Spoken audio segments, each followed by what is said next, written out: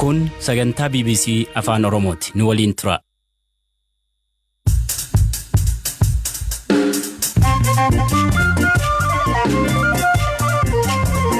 Ashama akkam jirtu hordoftoota keenya, sagantaan keenya kibxata Ebila 27 eegalee jira. Ministeerri Haajaa Alaa Ameerikaa haala nageenyaa Itoophiyaa ilaalchisee ministeera muummee Abiy Ahmed waliin mari'achuu. Dubbii himaan mootummaa Itoophiyaa dhimma loltoota Eertiraa Tigraay keessaa baasuu irratti waan dubbatan. የኤርትራ ወታደሮች እንደሚወጡ ሁለቱም ሀገሮች ተስማምተዋል በአመራር ደረጃ አወጣጡን በሚመለከት ሎልቶonni ኤርትራ akka bahan biyyoonni lamaan sadarkaa hoggansaatti walii galaniiru. Gajaraan kuma dhibbaan lakkaa'amu kaleessa qabamuun ibsame seera qabeessa ta'uuf dhabuu irratti ibsa poolisii federaalaa dhuma irrattis barreessaa kitaaba haaraa Oromoo fi Finfinnee keessummaa godhanneerra. Finfinneen Oromoo iddootti cabe iddootti ka'uu qabus akka yaada kotteetti. Odeessaalee biroos qabnaan Galaanaa Balaa nu waliin tura. Dhukaasa dilbata darbe magaalaa guddittii Soomaaliyaa Moqaadishoo keessatti humnoota mootummaa fi kan mormitootaa jidduutti banamee ture hordofuun lammiileen hedduun qe'ee isaanii gadhiisanii baqachaa jiru. Loltoonni mootummaa fi kan mormitootaa magaalittii bakka garaagaraa qabatanii kan jiran yoo ta'u, lammiileen kunneen lolli irra deebiin ka'uu malaa sodaa jedhuun baqataa jiru. Walitti bu'iinsi kuni pirezidantiin biyyattii Mohaammed Farmaajo aangoo isaanii dheereffachuu booda kadhalate. Haala magaalittiin amma keessa jirtu gabaasaan BBC Afaan Somaalii Abdurrahmaan Adoo akkasiin ibsa. ከሞላ ጎደል ሞቃዲሾ ከተማ የተረጋጋች ሲሆን ተቃዋሚ ሚሊሻዎች haga tokko Moqaadishoon tasgabbooftee jirti. haa ta'u malee hidhattoonni mormitootaa bakka muraasa to'atanii jiru. Sana qofa osoo hin taane daannoo yookiin mishigeellee qotachaa akka jiran odeeffannoon jira. Ministeerri dhimma biyya keessaa Soomaaliyaa har'a waaree booda ibsa kennaniin mootummaan hidhattoota nageenya biyyattii akkasumas kan Moqaadishoo booressuuf ka'aniif akka obsa hin qabnee fi nageenya uummataa eeguuf dirqama isaa akka bahu himan. Hidhattoonni mormitootaa gama isaaniin walitti bu'iinsi kan dhaabbatu yoo paarlaamaan aangoo dheereffachuu pirezidaant Mohaammed Farmaajo kufaa godhe biyyattiin gara filannoo deemte qofa ta'uu ibsan. Moqaadishoon erga dilbata darbeetii sodaa waraanaa keessa jirti. Dilbata waaree boodaaf halkan magaalattii keessa iddoowwan 4tti humnoota mootummaa fi hidhattoota mormitoota jidduu sa'aatiiwwaniif dhukaasatu ture. Miidhaan gahee beekamuu baatus namoonni 5 miidhamuu odeeffannee jirra. ሳራ እንዳደረሰ እስካሁን መረጃ ባናገኝም የአምስት ሰው መቁሰል ነው ከአካባቢው ባገኘን መረጃ የሚያሳየው.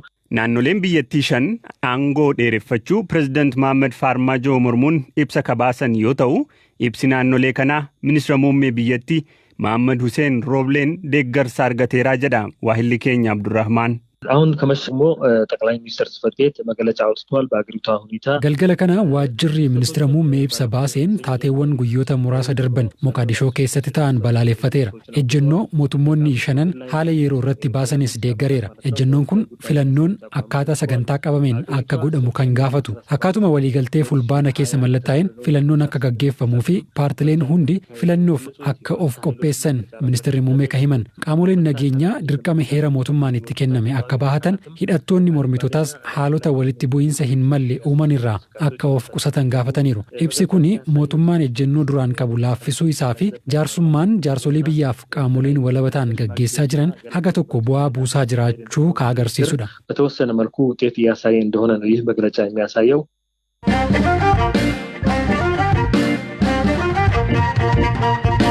Ministeerri dhimma alaa US Anthony Blinken beela hamaa mudachuu mala jedhan dabalatee haala naannoo Tigraay keessa jiruun akka malee yaadda'uu himan. Ministeerichi dhimma kana irratti ministeera muummee Itoophiyaa Abiy Ahmed waliin bilbilaan haasoo ibsaniiru. Dabalataan dhimma loltoota Eertiraa Tigraay keessaa baasuu karaa mirkanaa'uu danda'uun akka raawwatamu gaafataniiru. Ministeerri Haajaa Alaa Itoophiyaa gama kaaniin loltootni Eertiraa Tigraay keessaa akka bahan biyyoonni lamaan walii galuu fi akkaataan itti bahan garuu dhimma teeknikaa ta'uu beeksisan. Beekaatoma. We have heard the Eritrean government's public statement that it will withdraw its forces from Tigray, but that must... Mootummaan Eertiraa loltoota isaa Tigraay keessaa akka baasu ifatti beeksisuu isaa dhageenyeerra. Garuu kun qabatamaan hojiirra ooluu qaba.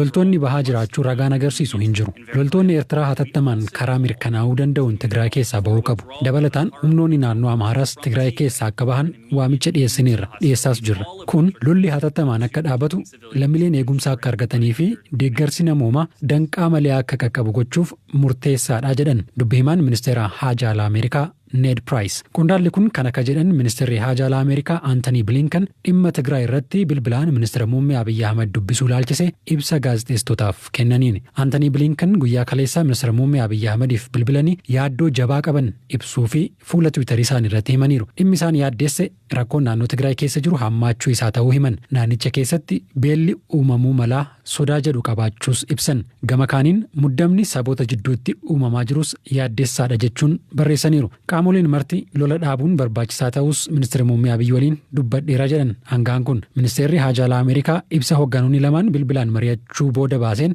Anthony Blinken loltoonni Eertiraa Tigraay keessaa hatattamaan guutummaatti karaa mirkanaa'uu danda'uun akka bahan ministeera muummee Abiy Ahmed hubachiisuu beeksiseera. Biyyoonni lamaan loltoota Eertiraa baasuu irratti yoo karincican ta'e tarkaanfii fudhatamuu malu ilaalchisee qondaalonni lamaan dhuunfaan dubbachuu fi ergamaan gaanfa Afrikaa haaraa ramadaman Jeffrey Feltman dhimma kana akka harkaa qabanis Ned Price dubbataniiru. Gama Itoophiyaan har'a gaazexeessitootaaf ibsa ka kennan dubbimaan ministeera haajaa alaa ambaasadar Diinaa Mufti dhimmi loltoota Eertiraa Tigraay keessaa baasuu adeemsarra jiraachuu dubbatan. የኤርትራ ወታደሮች እንደሚወጡ ሁለቱም ሀገሮች ተስማምተዋል በአመራር ደረጃ አወጣጡን በሚመለከት loltoonni Eertiraa akka bahan biyyoonni lamaan sadarkaa hooggansaatti walii galaniiru.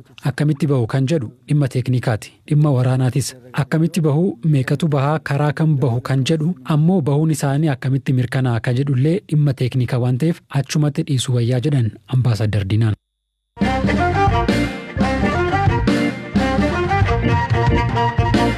Gajaraa karaa seeraan alaa gara biyyaatti galee jedhame irratti poolisiin federaalaa qorannoo gaggeessaan jira jedhe.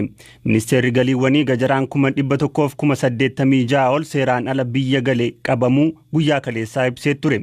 Gajaraan hanga kanaa qaamni biyya Chaayinaatti galchaa jiru meeshaa kana galchuuf poolisii federaalaa irraa hayyamni akka kennameefiitti ka dhiyeesse ragaa sobaa ta'uu mirkanaa'eeraa jedha ministeerichi. Daayirektarri koominikeeshinii poolisii federaalaa Jeelaan Abdii ammoo ragaan qaamni meeshicha galchuu poolisii federaalaa irraa dhiyeesse ragaa sobaa moo ragaa sirriidha akka jedhu qoratamaa jira jedhan. Odeeffannichi akkanumaan kan milqee ba'edha. Qorannoon irratti gaggeeffamaa jiru hin dhumne. Haa ta'utii hanga moojootti karaa seera qabeessa ta'een dhufe. Rakkoon jiru maal seete? Vaatii, gibiraa fi kaffaltiin ittiin dhufe mara xumuranii hin fudhannaa jedhan. Ni fudhanna yogguu jedhan amma yeroon yeroo filannooti. Poolisiin akka ba'u nu hin mirkaneessu yoo ta'e hin baasnu. Badiifis ooluu waan maluuf poolisii irraa hayyama fidaa yoo jedhan jarri poolisii irraa waraqaa wayii yoo geessan gumuruukni immoo kun ragaa sobaatii kan poolisii miti qoratamuu qabaa jedhe. Amma qoratamee ragaa sobaa ta'uun yoo mirkanaa'e namoonni sun gaafatamtoota ta'u. Maaliif akka ariifataniif badinsaaf itti fayyadamuuf immoo miti kan jedhu yeroo sana beekna malee amma qorannoorra jira. Mallattoon nama tokkoo sirriidha moo kan fakkeeffame kan jedhu iyyuu warra qorannoo yakkaatu qorata. Firmaa ትክክል ነው ትክክል አይደለም የሚለው ራሱ የሚያሰራው ወንጀል ምርመራ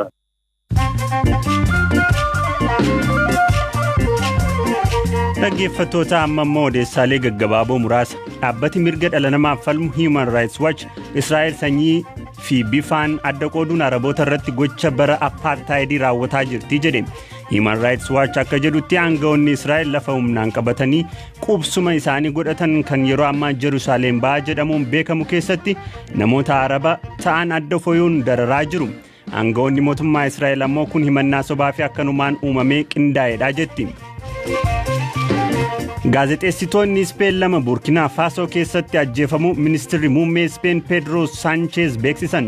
Gaazexeessitoonni kunniin garee adamoo seeraan alaa bineensota to'atu waliin hidhattootaan ukkaanfamanii erga butamanii booda ajjeefamani. Ajjechaa kanaaf qaamni itti gaafatamummaa fudhate hin jiru. Ameerikaatti kutaan biyya West Virginia dargaggoota talaallii COVID-19 tole jedhanii fudhataniif $100 kennuufi. Dargaggoonni maallaqni kun kennamuuf kanneen umuriin isaanii ganna 16-36 jidduu jiru yoo ta'u dargaggoonni akka talaallii fudhatan jajjabeessuuf kennamaa jedhameera. Odeessaaleen gaggabaaboon kanu.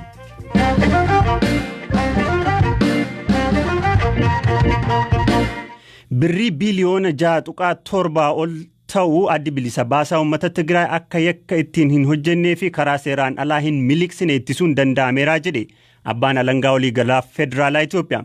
Kana malees maallaqni TPLF birrii miliyoona 95.5 ol ta'uu karaa seeraan akka dhaalamu qaama ilaallatutti dabarfameera jedheera. Qabeenyi ittifame jedhame kun harka caalaan kan kaampaniiwwan dhaabbata Effort jedhamu jalatti bulan akka ta'es abbaan alangaa beeksiseera. TPLF gamasaan maallaqni jedhame kun kan uummata Tigraay malee ka TPLF miti jedheera. Bakka bu'aan idil addunyaa TPLF ambaasaadar Fissaa Asgadoom kana jedhu. TPLF paartiidha. Warshaaleen Ifart bu'aa argataniirraa wanti TPLFif galu saantimni tokkollee hin jiru. Mootummaan Abiyyi Ahmed kana mirkaneessuuf ragaa tokkollee agarsiisuu hin danda'u. Paartichi buusii miseensota isaarraa walitti qabatuun kan inni of bulchu. TPLF wayita qabsoo hidhannoorra ture qabeenya walitti qabe tajaajila uummataaf akka oolu jedhee dhaabbilee kanneen dhaabe. Kanaaf maallaqni yeroos kan paartii turellee gara uummataatti deebi'eera. Qabatamaatti TPLF dhaabbilee kanarraa wanti argatu tokko hin jiru. Haa ta'u malee qabeenyi uummata Tigraay dhaalamaa jira. Mootummaan kun qabeenya kee miti nan dhaala ittiin jechaa jira. Uummata kana hiyyoomsuufi haala kanaan uummata dhiibaa jira. Haa ta'u malee yoo amma dhaalamillee deebisnee ijaaruun keenya hin oolu.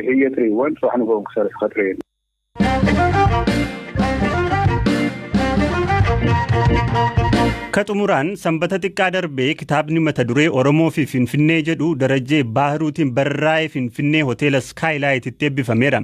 Dhimma shaggariin kan wal qabate maddeen sadarkaa tokkoffaa hedduu fayyadamuu fi Oromoon osoo magaalaa Finfinnee keessaa hin buqqa'in dura xalayaawwan ittiin waa gaggaafachaa turan hedduu argate irratti hundaa'ee kitaabicha katabu Darajjee Baahiruu turtii gabaabaa maatii olaanaa waliin godheen himeera dhiyaadha. Kitaabni kiyya mata dureen isaa Oromoo fi Finfinnee jedha. Baay'een isaa waa'ee Oromoon eenyu, Oromoon gosa akkamii qabaa kan jedhu kanaa fi bal'inaan waa'ee Finfinnee kanarratti kitaaba xiyyeeffannoo kennee barreeffamedha. Dhumarratti immoo salumti Oromoo kana maali xiinxala jedhus kan kaa'udha. Maddi odeeffannoo afuriin fayyadameen jira. Inni jalqabaa bu'uuraa fi kallattii kennaa ta'e barreeffamoota hayyoonni Oromoo kanaan dura barreessanii fi dubbatan. Keessattuu giddugala kanaan godhadhe dubbiiwwan Ida'oo Boruu jechuun mana dubbisaa kitaaba socho'aa Oromoo jedhamee beekama. Kan akka ileenfaan wantoota barreeffaman barreeffama namoota kanaan dura bu'uura godheera. Lammaffaa irratti maddeen sadarkaa tokkoffaa baay'een fayyadame. Keessattuu dhimma shaggarii wal qabatee barreeffamoota kanaan dura turan magaalaa kana keessa otoo buqqa'in dura Oromoon kun kan ittiin xalayaawwan ittiin gaggaafachaa turan hedduu jiru magaalaa kana keessa deebi'ee akka madda sadarkaa tokkoffaatti namoota shaggar kana keessatti dhiibbaan irra ga'e dhuguma Oromoon kun Finfinnee keessa buqqa'uunsaa dhiibbamuunsaa jiru san madda sadarkaa tokkoffaatti isaa fayyadameera. Waa'ee Finfinnee fi Oromoo barreessuudhaaf maaliif filatte? Egaa waa'ee Finfinnee fi Oromoo barreessuun wanti inni guddaa filattee fi waa'een Oromoo kana sumaa ka'a jechuun miti. Din bu'uurarraa kanadha bakka Finfinneen Oromoo fi iddoo itti cabes iddoo itti ka'uu qabus akka yaada kootti jechuudha. Finfinneen dhahannaa onnee uummata Oromooti. Siyaasni Oromooti. Hawaasummaan Oromoos qabeen dinagdeen Oromoos bu'uurri isaa Finfinneedha. Yoo hin sirreeffamne waa'umti Oromoo kun hin sirreeffamu amantaa jedhuun qaba jechuudha. Kanaaf waa'ee Oromoo Finfinnee kana barreessanii yoona caccabee namni micciirrame sana dhaloonni qubee itti aanu kun waan qabatamaa waan sana dhadhee tokko lafa kaawwamuu qaba amantaa jedhu waan qabuuf. Waa'een Finfinnee Oromoo keessa jiru annan tuqe malee hin barreessu. Waan baay'een barreeffamuu danda'u baay'eetu jira. Keessattuu yoo deddeebi'ee kanan kaasu waan lama. Tokko waa'ee haqa Oromoo Finfinnee keessatti kan cabee farda siidaa dabaleetiin wal qabatee Oromoota Finfinnee keessatti caban wal qabatee wanti ragaadhaan wal qabatu aniyyuu ergan kitaaba kana xumure wanti argate wanti baay'een jira. Sanada qabatamaa haasaa abaluu akkas jedhee osoo hin taane waan qabatamaatu jira. Isa san namoonni baay'een qorachuu danda'u qabaatu. Finfinnee keessa namoonni gurguddoon sanyiin nama jajjabaa Finfinnee kana keessa waa'een isaanii hin dubbatamne kan qoratan namoonni baay'een jiru. Isaan hojii dubbisuu, hojii qorachuu, hojii dookumantariiwwan gurguddaa ol kaa'uu osoo hojjetame gaariidha. Fuulduratti osoo kunuutti kan yaada jedhuun qabu malee waa'ee Finfinnee fi Oromoo kana barreessatu mureereeti. Amantaa jedhu hin qabu jechuudha. Baay'ee kan na gammachiisu yaadannoo goota kan aartistii Haacaaluu Hundeessaa seenaa isaa wal qabatan waan baay'ee irratti keessatti galchuu koo isaaf yaadannoo taasisuun koo yeroo baay'ee rakkoon itti dabarsee akka kitaabni kun as ga'u godhe kana dagachiisa.